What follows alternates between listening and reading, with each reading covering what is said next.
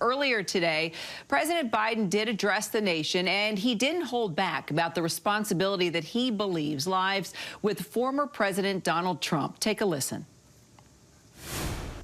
Even before the first ballot was cast, the former president was preemptively sowing doubt about the election results. He built his lie over months. It wasn't based on any facts. He was just looking for an excuse, a pretext, to cover for the truth. He's not just a former president. He's a defeated former president. Defeated by a margin of over 7 million of your votes in a full and free and fair election. Let's bring in ABC News contributor and former acting DNC chair Donna Brazile for more on everything today. Donna, welcome back home. You finally left that other network and came back to where you should be. Well, it's always good to be back home. And let me just say, a year ago, I was on that other network as the events unfolded at the United States Capitol. It was a chilling day, a very, very distressing day. I was actually fearful as a longtime Capitol Hill resident, someone who spent a lot of my career working on Capitol Hill. I knew the staff members, the cafeteria workers, the janitors, and of course the policemen and women. And I feared for them. I feared for DC residents because there were strangers parading up and down our streets, and we didn't know what was going on. The mayor finally sent out a notice in the 3 o'clock hour that we had a curfew, and that was also chilling. Here we are, the nation's capital, the citadel of our democracy around the globe, and we're under attack from a group of rioters who falsely believed that the election was stolen, and therefore they came to Washington to try to stop the counting of the Electoral College. So just going through what you did a year ago and being a part of a very different viewpoint, to be frank, working on another network, and now processing all of this, right? What did you make of the president's speech and where we are going now? Did you appreciate the fact that he didn't mention Trump's name, but he sure went after him, and he made it very clear that he was focused on voting rights and just defining a different nation going forward? Was it enough for you? Did you believe in what he said? Do you have faith in what he said? Well, I've already delivered my verdict of his remarks to the chief of staff because I thought they were right on point. Look, I thought it was important that the president not only address the nation, but address the nation from the United States Capitol. After all, he has spent most of his career as a United States Senator representing the people of Delaware. The president, as well as the vice president, I thought were spot on in terms of their remarks. This is about protecting the democracy. This is about strengthening our democracy and making sure that each and every one of us believe that every citizen deserves an opportunity to be heard, and that process is held during election time. And the fact that over 500 bills, anti-voting bills, have been introduced across the country. 19 states are making it more difficult for people to vote as a result of this big lie. Yes, I think it's important not to mention the name of the former president, because after all, he feeds off the energy of those who, he can control, as well as those that he can inject fear. And I want to go back to what I said earlier. I was on another network, and one of the things that sort of caught me by surprise, not just on January 6th, but the days and weeks that followed, was that somehow or another, what I saw with my two eyes, and they're pretty good, although I wear glasses from time to time, some of my colleagues didn't see that. They didn't see the failure to not correct the record. They didn't see the assault on our democracy as being something that would destabilize our entire country in future elections. So I knew it was my time to depart that chair and come back to a seat that I'm more comfortable talking about what we've all witnessed to be a horrific day And none of us will ever forget that moment on January 6th when we saw ordinary citizens that became insurrectionists and rioters and staged a coup and began to hurl objects within the building itself.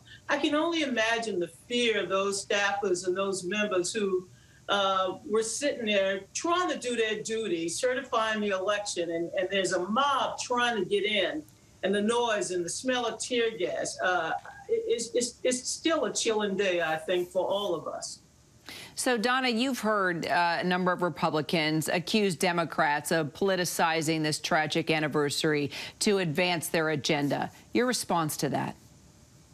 Well, if the only agenda we're advancing is the freedom of every American citizen to vote, I think that's a good idea, because after all, what is a democracy without its most essential ingredient? And that ingredient is the freedom of all people to vote, to have a say in their government. It's for the people and by the people, and that's what formed this union. I am disappointed in so many of my colleagues on the right that don't see the crimes that were committed. Of course, we know that, hundreds of people have been arrested, several have been charged, and more to come. And I hope the January 6th committee will get to the bottom of it.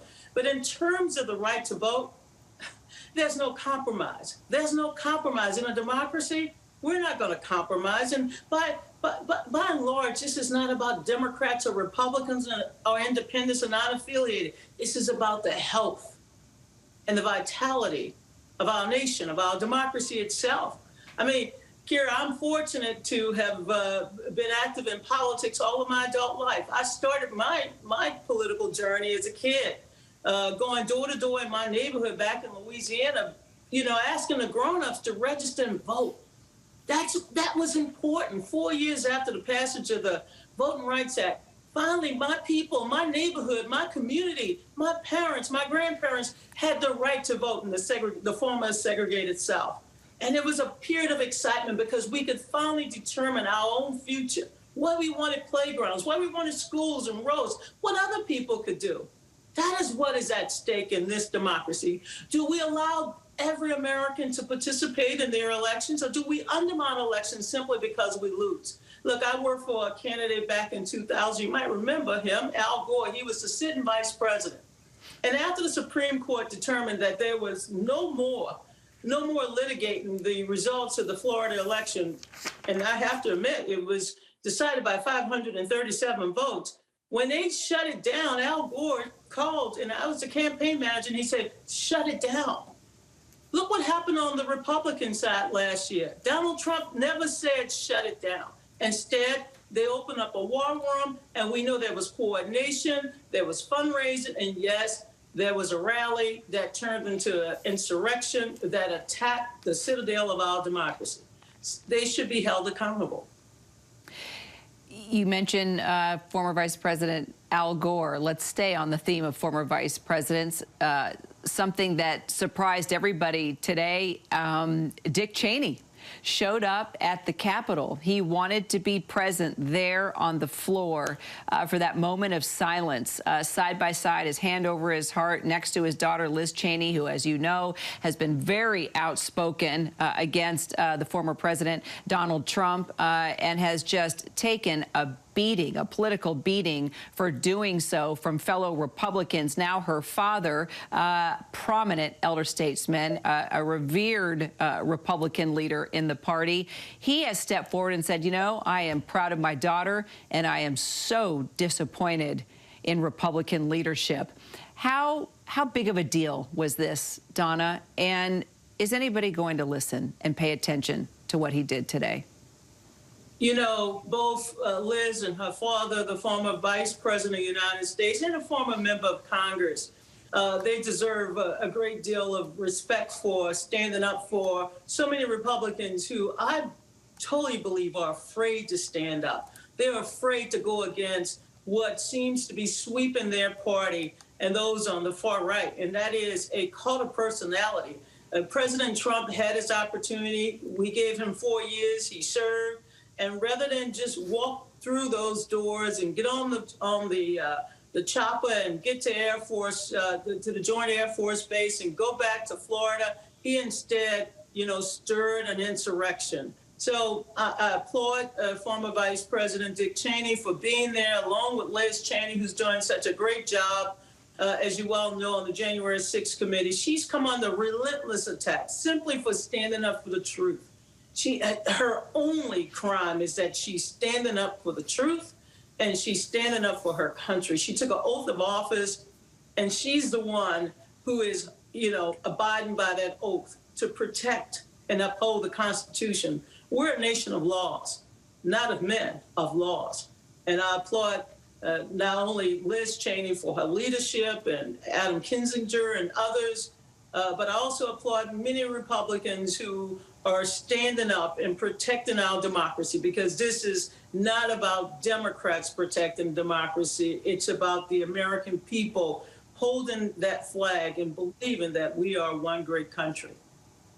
Former DNC chair and now back home with us as a contributor on ABC News, Donna Brazile. Thank you so much. Great to see you, Donna. Good to see you. And Zora was quiet, so that's a good sign. My we dog pulled it off. Exactly, because she always agrees with you. That's why. Hi, everyone. George Stephanopoulos here. Thanks for checking out the ABC News YouTube channel. If you'd like to get more videos, show highlights, and watch live event coverage, click on the right over here to subscribe to our channel. And don't forget to download the ABC News app for breaking news alerts. Thanks for watching.